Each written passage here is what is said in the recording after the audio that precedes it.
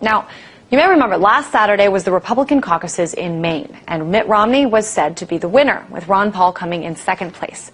Well, now the Maine Republican Party is going to recanvass counties to recount vote totals. And one county, Washington County, which actually was closed last weekend due to the weather, they'll hold their caucuses tomorrow. So there could be some new results.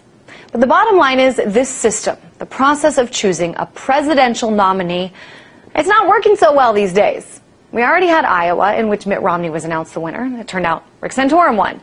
And now this. So let's talk about the system and also about the view of one of the candidates, Ron Paul, with Charlie McGrath, the founder of WideAwakeNews.com. Hey there, Charlie. Let's just talk a little bit about this week. And a lot of Ron Paul supporters certainly pretty upset about what happened in Maine, with announcements coming out prematurely, the results of some of the primary results, the caucus results, being lost in spam mailboxes of the election head. What's going on here? Well, yeah, it's hard to say what's going on. I mean, we knew going into it that vote count wouldn't be necessarily be able to be reported last week as being factual. It's going to take some time for it to work out, and hopefully he ends up with the win in his column. But I mean, this is so completely the typical left-right game. The GOP has its favorites.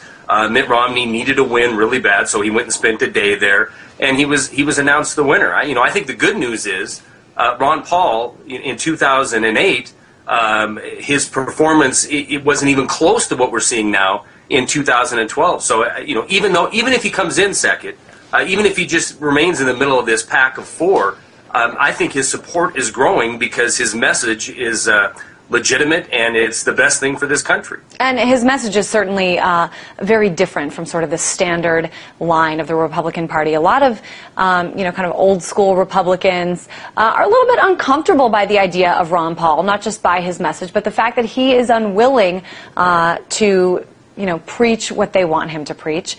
I want to put up something that was on CNN the other day, something really, really interesting. It shows you not just how the people think, but look at this. This is a poll that shows Ron Paul having the highest percentage, 52%. He's on the bottom. Romney is on top. I mean, maybe this just goes to show how the mainstream media views things, but this is a picture actually taken from somebody's television screen on CNN. What's going on here? I mean, why? It's not just the Republican Party. It seems it's also, and this wasn't Fox News, this was CNN. It's also some of the mainstream media that hasn't. All the mainstream media, you want to treat them like your crazy uncle. And you can blame a lot of reasons for this. I mean, if you want to go the conspiratorial route, which is, the route I'm going to take right here, it's that 80 or 90% of the media, the mainstream media, is owned by a very, very small group of corporations. About a half a dozen corporations control 90% of the news that is disseminated in this country, in the West, and it benefits them to have this fake left-right battle between so-called conservative Republicans and liberal Democrats.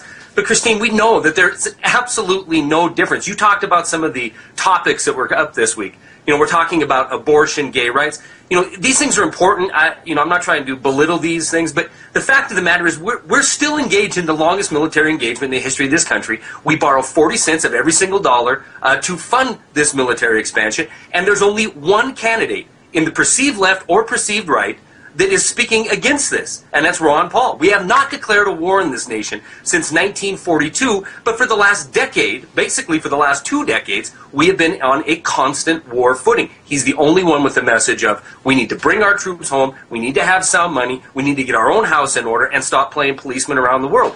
So that doesn't benefit the mainstream media. In this small group of...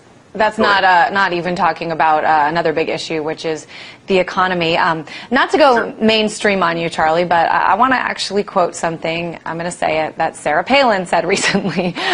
She said that she believes the primaries will likely end with a deal over delegates. She said voters have no enthusiasm for Republican candidates. Talk about the delegate aspect of this, because this is something that Ron Paul and his supporters have been really good about. They have been, the last ones at some of these primaries. They've got their eye on the delegates.